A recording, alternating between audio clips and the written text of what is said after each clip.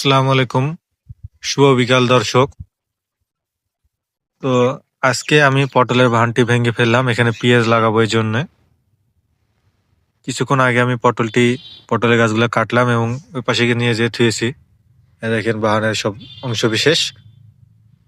তো কালকে আমি এগুলো ধুয়ে নিব।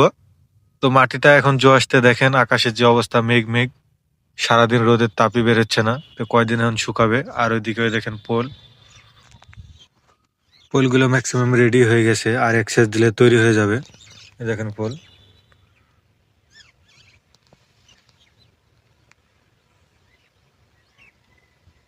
তো দেখা যাক মাটিটা কয়দিনের হয়, তারপর আমি কুবিয়ে বা নাঙ্গল দিয়ে পেঁয়াজগুলো লাগাবো। তো আপনারা সবাই আমার ভিডিওগুলো দেখতে পাশেই থাকবেন, আমার ভিডিওটি লাইক করবেন, কমেন্ট করবেন এবং সাবস্ক্রাইব করে পাশে থাকবেন।